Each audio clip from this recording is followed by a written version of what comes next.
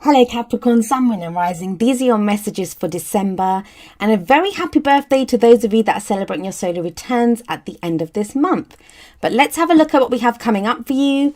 So the very first card that we have as your underlying energy is the Eight of Wands. Okay, so a few things about the Eight of Wands. So first of all, yes, this card can talk about messages. It can talk about social media, messaging back and forth. Now, the thing to remember, and as soon as I saw this, it kind of reminded me, is that Mercury is going to be retrograde for much of December. Now, that means that if you are messaging with someone, there may be delays in those messages. There may be misunderstandings in those messages. The Eight of Wands, it does also speak, at its core, right? When the card was created, there wasn't social media, there wasn't messaging back then. So at its core, it speaks about the energies picking up, things speeding up. There's momentum now to move forward. The thing is, in your spread, even though I don't read in reversals, it almost feels as if this Eight of Wands should have come up reversed. That's how it kind of feels, just looking at the rest of the cards. So it may be that you're waiting for a message to come through, or, there's some kind of interaction, or, you're even trying to push forward with a relationship, a situation, work project, something like that. But there may be delays at this time. Now, I'm not just saying that because of Mercury retrograde. I am actually saying that because of the reading. Because at the heart of your reading, you have the Hanged Man. So, let's have a look at these two together. These two are opposing energies. The Eight of Wands speaks about speeding up, right? Energy speeding up, messages going back and forth, things happening. It's wands, so that's all about the energy that we put out into the world. But the Hanged Man is the opposite energy. Nothing happens when the Hanged Man comes up. If we look at this guy, there's not much movement here, right? He's hanging from a tree, and not just hanging from a tree, he's hanging upside down from a tree. Now, it always feels like he's put himself there because, it's a very deliberate pose. And even if he wasn't put there, he is kind of resigned to being there. The point of this card is it talks about a change of perspective. He's upside down, so he sees the world from a different perspective. It also talks about surrender. Whether he's put himself there, whether someone else has put him there, he has surrendered to the situation, to whatever is going on. So it does say that, things will get moving again very quickly, but it's time to contemplate and to have a change of perspective. The thing with him also, this come up at the heart of your reading, so everything seems to revolve around this. Now, it's interesting because this is the only card that speaks about this. It kind of speaks of surrender. None of your other cards speak of this. This is the only one, but it's at the heart, so it cannot be ignored. It's like what everything else kind of revolves around. So what I will say is that it kind of feels like some of you may be waiting for news or information to come in, or, you may have even sent out some messages or sent out some news. And it may feel at this time like there's a delay. Also be careful that there's not misunderstandings. So maybe that's why the Hanged Man is there. It's asking you to kind of contemplate this and to think about, what's truly being said to you. Because what we have coming up as a past energy, and this is kind of interesting, we have the Sun. Now, the Sun, it's one of the best cards in the tarot in that it speaks of the potential for great happiness. And it's always very kind of innocent, very childlike happiness. If you see this, we see this little boy, I think it is, but a child anyway, on this horse, kind of riding free. And this coming up at the foundation as your past energy, it kind of says to me that a lot of you kind of understood now what it is that makes you happy. Where you kind of see where that potential is, that even if you haven't gained what's going to make you happy, it's that course, it's that job, it's that person, it's that situation, there's something that you've understood, because the Sun also talks about illumination. So there is illumination here.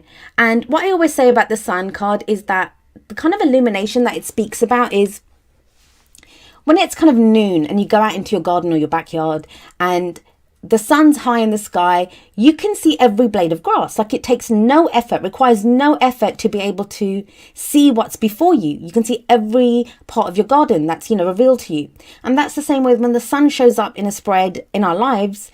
everything becomes clear to us. We become illuminated. So even if you haven't achieved that happiness yet, and some of you might have, some of you may have, but you know, I think for the majority of you, it's going to be that you've understood what it is, where the happiness lies, which direction to go in. But then why is it that you have the Eight of Wands there? So it's almost as if that, you know, you want to move forward. You would like to move forward towards your happiness, to move ahead with this. But it kind of feels like you're not able to at this time. Not with that Hanged Man sat right in the middle of your reading. But you have some great cards. You have actually 4 major arcana cards in a 6-card spread. And that's major arcana energy. It's major life changes. It's energy that comes in very quickly, very powerful energy. So, you know, this December seems quite profound. Well, it would do, right? Saturn's coming home to Capricorn, so that's going to have an effect too. But we have the Magician coming up in the present. Now, the Magician card, yes, it's a card of manifestation. So I always see this as the first card of the tarot, the true beginning of the major arcana. I know we always say it's the Fool, but the Fool's numbered 0. So that's like not the beginning, not the end. It's that intermediate period, you know, where we're deciding to go again, where we're looking at what we're going to do, the journey ahead. This is when the journey begins. And we call the Magician a manifester because he has all that he needs to get what he wants. So whenever Mercury goes retrograde, and I have to kind of say that with the Eight of Wands and the Hanged Man coming up in your spread, you know, as the first 2 cards, I kind of feel like this is what you're feeling, this Mercury retrograde energy. And I know Mercury retrograde has a really bad reputation and everyone thinks it's there to, you know, it destroys everything or it makes things bad, but it doesn't. Any planet going retrograde, especially like Mercury retrograde, Mercury is about information. It's about, you know, what information we have. That's our thought processes. That's Mercury. So when Mercury goes retrograde, it's asking us to reevaluate, kind of relook at something. And this, I think, during this period, you're going to realize that you have everything that you need. That, you know, to get what you want, that you can get this sun energy that's in the past, that this might just be the potential, that, you know, you have the potential here to get what you want. But with the Magician in the present, this is about knowing that you'll figure out, like, you know, something from your toolkit, like, you know, that's what he has. That's his little toolkit. I always see this as looking in our toolkit and understanding, well, you know, I have what it takes to get what I want. Now, this card to me is also a card of communication. Why do I say that? Well, not in this card specifically because he doesn't have his hand, but in the traditional Rider-Waite and in other tarot decks, the Magician has one hand raised up and one hand facing down. And this, well, he has kind of that hand there, but it's almost as if, you know, he can channel energy. And that's like knowing the energy that's coming in. So with the Eight of Wands sat above this, it's almost as if you've received a message, if you want to send a message, if there's, you know, a direction that you would like to move in, or, you know, you have that energy coming in, you know what to do with it. You know where to channel that. You know what to say in a message. You know how to respond to a message. It's that kind of energy. That's what I'm getting from this combination here. And it kind of feels like it is about information, very much so in your reading. And the reason I say that is we have the Ace of Swords coming up as a future energy. Now, the thing is, I think you guys have been getting this. I think you got it last time as well. It's been a month since I did that. But it kind of feels like you have been getting this. And it's about the truth. It feels like, Capricorn, that either you've wanted to reveal a truth or you've wanted to hear a truth. There's something that you have been waiting for. And it kind of feels like it's, even if it's been shown to you before, this is where you truly understand. So if it's some truth that you're waiting for, with that kind of Mercury retrograde energy that's coming up very strongly in your reading, it could be that you're kind of reevaluating, going back over it, and you fully understand what the truth is in this situation. So if you've received a message, or, you know, there's something that's been revealed to you, some information that you've received, it doesn't have to be about a relationship. It could be, this could be when, you know, someone sent you a message, someone that you may be interested in. Maybe I'm not really getting someone from the past before everyone starts freaking out that their exes are coming back. Could be for some of you. It's not saying one way or another in this spread. It's more about what you do. It's more about how you react to this and what you plan to do. So with the Ace of Swords, aces are always the potential for new beginnings. Swords are our thoughts, our beliefs, our ideas, and how we communicate them. So for me, this is a new way of thinking, some kind of new truth, a new way of communicating, even with that Eight of Wands there at the beginning. But it seems to come about, we have this sat above it, right?